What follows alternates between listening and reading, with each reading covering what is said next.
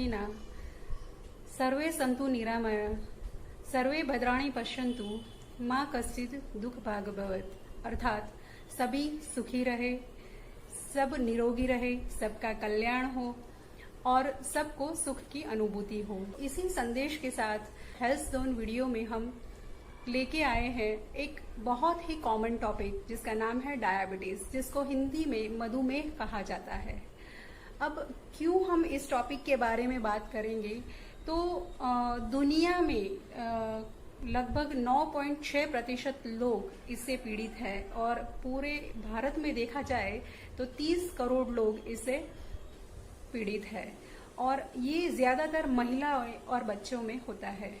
Research के अनुसार diabetes एक लाइफस्टाइल डिसऑर्डर है, यानी ऐसा रोग जो अपने खान पान बदलने से या जीवन शैली बदलने से इस रोग को काबू किया जा सकता है। वो डायबिटीज क्या है, उसको कंट्रोल उपचार, उसके डाइट, उसका खान पान कैसा होना चाहिए और उसे बिना दवाई कैसे कंट्रोल कर सकते हैं या उसके साइड इफेक्ट से कैसे बच सकते हैं, इसके बारे में है। डायबिटीज एक ऐसा रोग है जिसमें ब्लड शुगर की मात्रा बढ़ जाती है। 3 प्रकार के डायबिटीज होते हैं। पहला टाइप 1 डायबिटीज, उसमें आनुवांशिक होता है और ज्यादातर नवजात शिशु भी उससे संक्रमित होते हैं। इसमें इंसुलिन का निर्माण ही नहीं होता है। दूसरा जो डायबिटीज है उसको टाइप 2 डायबिटीज कहा जाता है। वो ज्यादातर महिलाएं और मोटापे से ग्रस्त पुरुष और बच्चों में भी देखा गया है। तो इसमें इंसुलिन का निर्माण तो होता है लेकिन इंसुलिन को ठीक तरह से उपयोग में नहीं लिया जाता। तीसरा जो है वो गैस्ट्रेशनल डायबिटीज है। वो प्रसूति के दौरान पाया जाता है। प्रसूति के बाद या तो वो चला भी जाता है या जिंदगी भर रह जाता है। अब डायबिटीज के लक्षण क्या है? डायबिटीज से ग्रस्त लोगों को ज्यादातर भूख बहुत लगती है, उन लोगों को मोटापा हो जाता है या तो वजन घटने लगता है, पसीना बहुत होता है, उनको यूरिन फ्रीक्वेंसी बढ़ जाती है, कुछ भी काम करने में रुचि नहीं लगती है या तो बहुत जल्दी थकान महसूस हो जाती है, पैर नम हो जाते हैं, पैर में जैसे जान नहीं रहती उनके और पैर दुखने लगते हैं। तो ये तो थे डायबिटीज के लक्षण। अभी डायबिटीज है या नहीं है तो ये जांच करने के लिए एक पैरामीटर आता है जिसको कहते हैं random blood sugar. Random blood sugar ये इनिशियल स्टेज पे करवाया जाता है।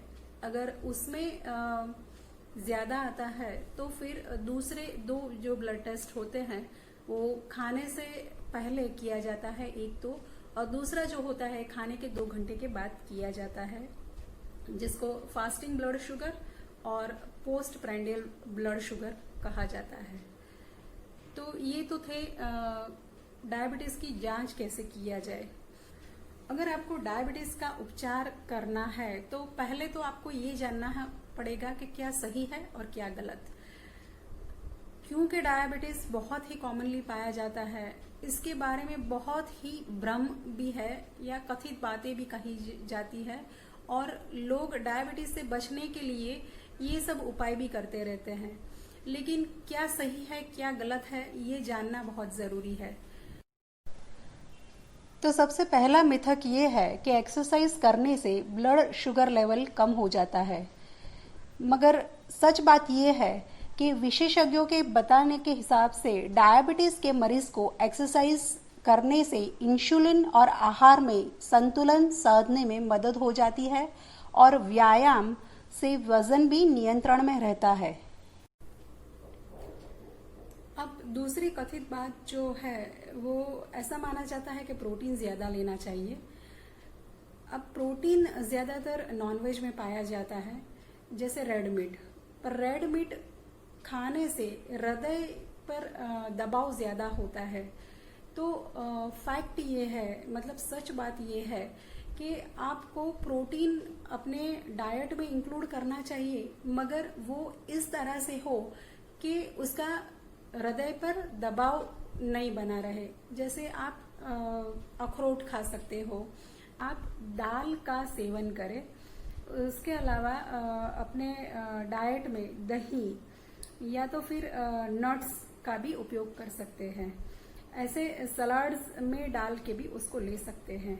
अब तीसरा मिथक है तो ये वो है कि डायबिटीज से ग्रस्त लोगों को खाने में कार्बोहाइड्रेट ज्यादा लेना चाहिए।